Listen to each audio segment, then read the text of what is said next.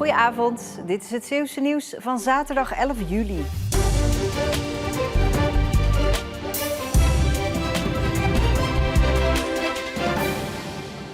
De invoering van tolheffing in België heeft kwaad bloed gezet bij de provincie.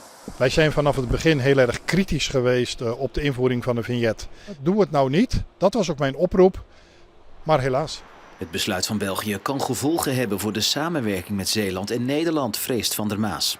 Dat betekent dat die frustratie die dan bij ons opgebouwd wordt, zich wellicht manifesteert weer in een ander dossier, waar dan vervolgens de Belgen niet blij van worden. Zoals nu bekend gaat een dagvignet tussen de 8 en de 11 euro kosten en eentje voor een jaar tussen de 90 en 125 euro. Dat betekent dat goedkoop tanken over de grens volgend jaar door de tol iets minder goedkoop zal zijn. Schandalig. Nou, ik vind dat de Belgen dan ook voor Nederland mogen betalen. Wij betalen al heel ons leven om vanuit Zeeuws-Vlaanderen naar Nederland of naar België te moeten. Dus dat vind ik niet kunnen. De wegenheffing moet er in 2027 gaan komen. En de Belgische regering wil hun eigen inwoners gaan compenseren aan de hand van belastingen. Die compensatie is in strijd met de Europese regels en daarom is het nog maar de vraag of die heffingen daadwerkelijk gaat komen. België legt de plannen later dit jaar voor aan de Europese Commissie. En door de dreigende tolheffing is het nu dus nog aantrekkelijk om over de grens te tanken. Maar dat is niet zonder gevaar, omdat veel automobilisten, behalve een auto, ook jerrycans volgooien voor het maximale voordeel. Maar hoeveel mag je eigenlijk meenemen? En hoe veilig is dat nou eigenlijk? Bij het benzinestation in Zelzaten gaat geregeld een kofferbak open om een jerrycan tevoorschijn te toveren. Ik kan maar moeilijk mijn benzine laten leveren in Nederland. Dus ja. Kan eigenlijk niet anders. Nee, kan niet anders. Je mag in Nederland 240 liter brandstof meenemen in je auto. En dat ziet er ongeveer zo uit. En dat is niet alleen brandgevaarlijk, ook de dampen kunnen problemen geven. Daar heb je zelf last van, je krijgt er hoofdpijn van. En uiteindelijk als je langere tijd in die ruimte zit waar je dus benzine aan het inademen bent, dan raak je ook gewoon versuft. En eigenlijk wil je dat ook gewoon niet hebben in een autorit. Wat is nou de veiligste manier om zo'n jerrycan mee te nemen in de auto? Niet.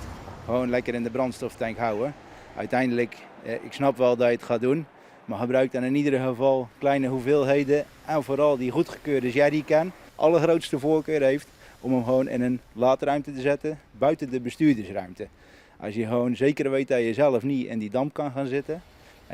Dan ben je voor jezelf in ieder geval al veilig bezig. De warmte in de hoofdrol bij de 36e Zeven-dorpentocht op Tolen. Omdat de temperatuur kon oplopen tot 30 graden had de organisatie extra maatregelen genomen.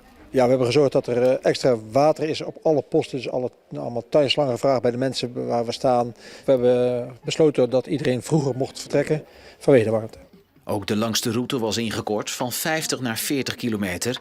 Ondanks de hitte was de belangstelling groot. 800 deelnemers deden mee. Het is wel te doen. Af en toe vertragen. Er staat gelukkig wind. Dus dat maakt het heel aangenaam. En verder rust pakken. Maar toch, die asfaltweg, is dat niet onwijs heet? Ik heb liever gewoon gras onder de voeten. Want het brandt wel een beetje. Maar dat is wel heet, ja. Een deel van het inschrijfgeld, zo'n 2000 euro, gaat dit jaar naar de Vrienden van Siem. Een stichting die zich inzet voor mensen met kanker. Lekker weer, hè? Hoefslagen, ruiters en paarden, zover je kijkt. 3 dagen lang was Nieuw- en Sint-Joosland deze week de ontmoetingsplaats voor de dressuursport. Ik spreek mensen die zeggen van het voelt een beetje als ponykamp voor volwassenen.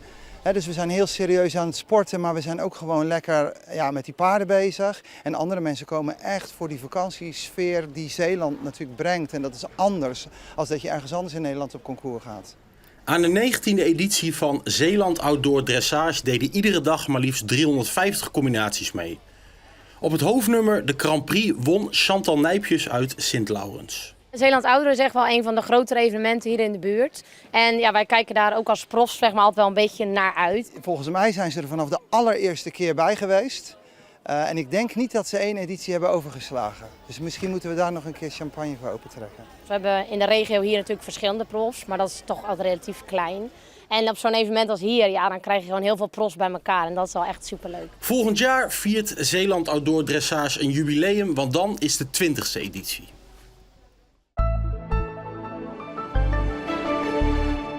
Vandaag was het goed toeven. De temperatuur liep maximaal op tot rond 30 in Zeeuws-Vlaanderen. Elders kwam het kwik uit tussen de 25 en 30. Komende nacht komen de minima uit op 18 tot 20 graden en is het vrij helder bij een afnemende wind. Zondag is het opnieuw zonnig met temperaturen tussen de 23 pal aan zee en 29 graden in Zeeuws-Vlaanderen bij een noord- tot noordoostenwind die soms weer even kan aantrekken naar vrij krachtig tot krachtig. Begin volgende week wordt het geleidelijk nog iets warmer, vooral op woensdag wanneer het onder meer in Zeeuws-Vlaanderen 30 tot 33 graden kan worden. Naast enkele wolkenveldjes schijnt ook de zon nog volop. Dit was Zeeland Nu. Zometeen Zeeland de Week. Met daarin een overzicht van het Zeeuwse nieuws van de afgelopen week. Fijne avond.